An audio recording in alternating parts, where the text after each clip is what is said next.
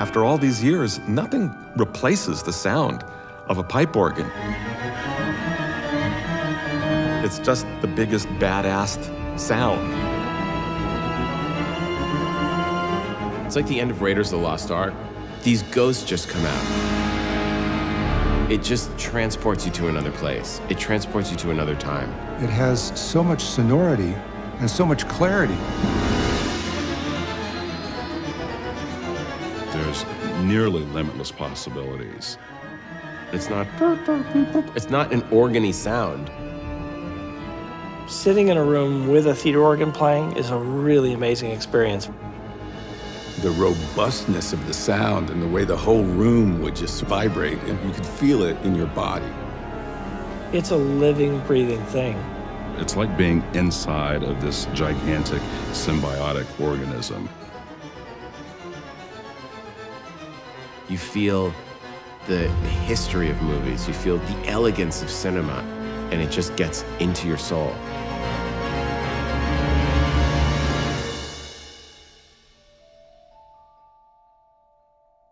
This instrument is basically an early synthesizer version of an orchestra,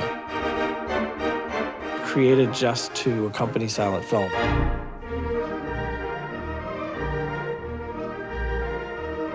They were scoring and live foleying and live sound designing as the movie was playing. They always wanted the sound effects. They always wanted to get creative with car horns and music. The possibilities that gives you for real-time performance and creativity is unparalleled. All the little tinker toys and all the percussion things. It's a fabulous instrument. How many keys and buttons and effects there are. I mean, it's a kid in the candy store.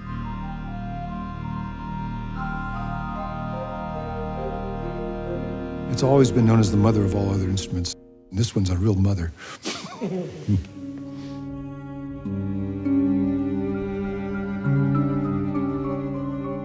My experience with Nate is that he's always looking for new and different instruments.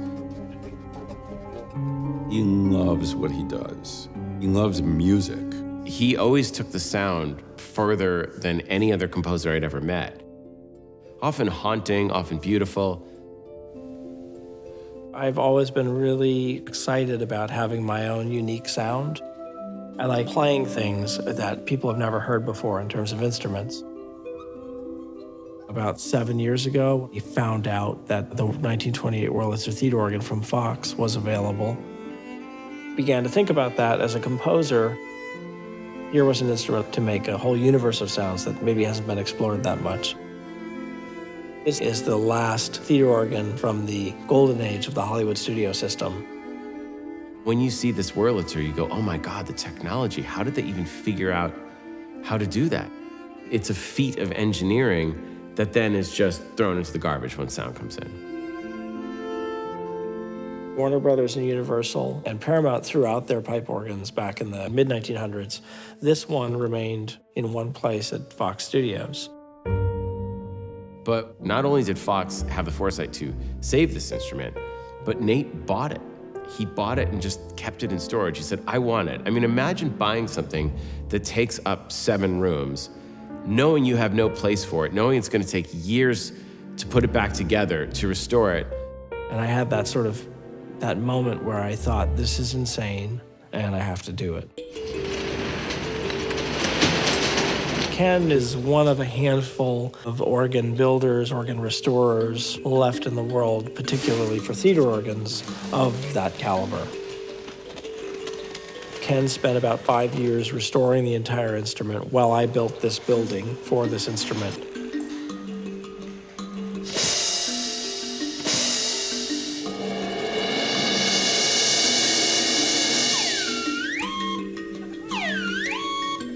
Part of the reason the restoration took 5 years is because we were working in coordination with Ken and his team, using the original blueprints from Fox to sort of help us build the proper space for it. 6 rooms, 3 mechanical, 3 musical, were built to the highest standards for this to be a true recording instrument. Go!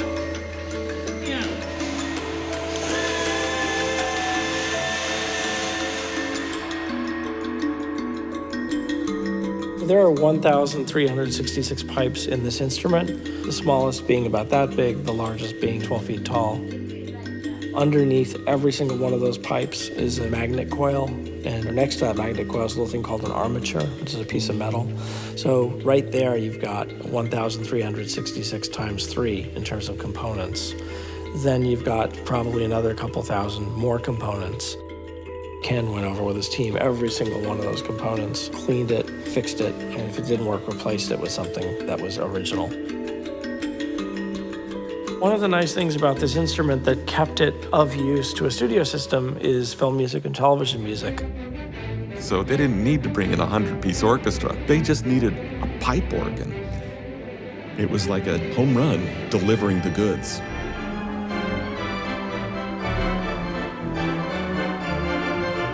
I can sit down here and just decide, you know what, I want some big trumpets, some orchestra bells. You can mix these together. Some strings, a xylophone, a clarinet, and a tuba.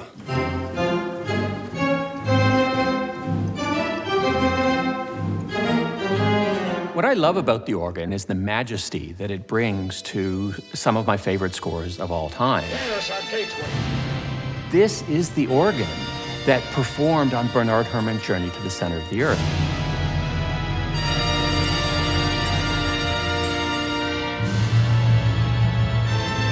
This is the organ that performed on Jerry Goldsmith's Patton. There's a scale, a power that doesn't come from anything else. And the composers know it. They write for the organ as though they were writing for a master soloist.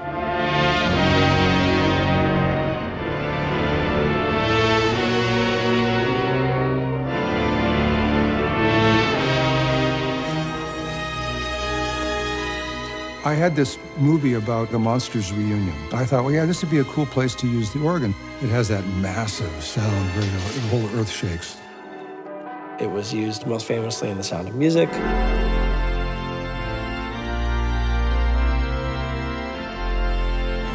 John Williams used it in multiple films, from Empire of the Sun to Home Alone to The Witches of Eastwick. Throughout the 70 years it was at Fox, so many brilliant composers came through and got to use the instrument in their scores. Punch it. Let's see what this baby can do. When I decided to have this instrument installed and started using it, I often wondered, when would a time actually come where I could use it? It was just like this perfect, if you build it, they will come kind of moment.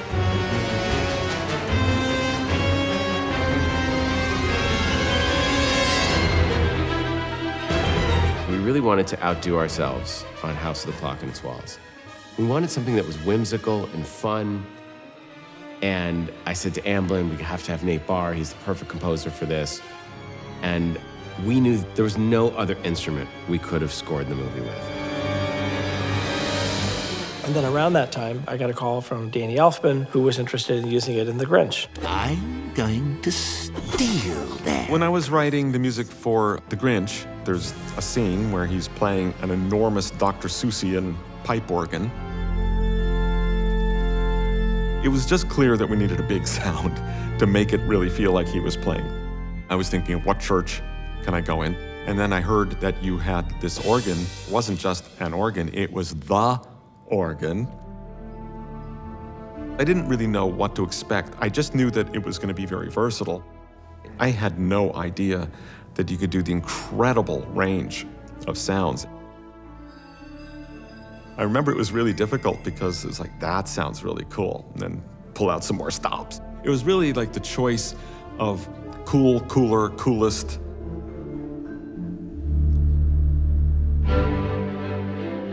Ever since Bandrika opened, I've often fantasized about recording something here.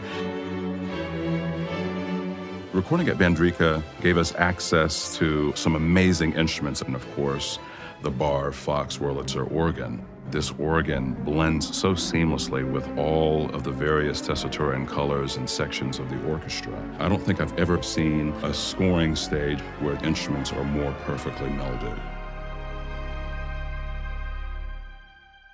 Modern technology can do all kinds of amazing things, but not like this organ does. It's not bytes on a disc. It is a real, live, living instrument. I'm so excited to be working with Nate on Uncle Frank because the work that he's done is so beautiful. And I also love he actually used the organ, and he used it in places where you would never go, hey, that's the organ. In the way that Tarantino's a movie geek or I'm a horror geek, Nate, he's an instrument geek. This Wurlitzer couldn't be in better hands. If someone else had bought it and restored it, it wouldn't be the same. You know, Nate lovingly built a studio around this instrument. That's what makes this place special. You hear the music that's coming out of that organ in this studio and you think there is nowhere else in the world that has this. I would hope that a lot of people would get to know about it and would use it. You're not going to get a sound like this out of a synth. You may as well get the real thing. Preservation of musical instruments is like preservation of film. I love the fact that you care as much to put this huge amount of effort to recreating this thing so it actually exists. This will be passed on to yet even another generation and another generation. And that to me is just a beautiful thing. This instrument is the link between the cinema of the past and modern cinema. It's this organ. And what's so beautiful is that Nate has found a way to incorporate it into modern movies so that the sound can continue and that this is the next iteration of that sound.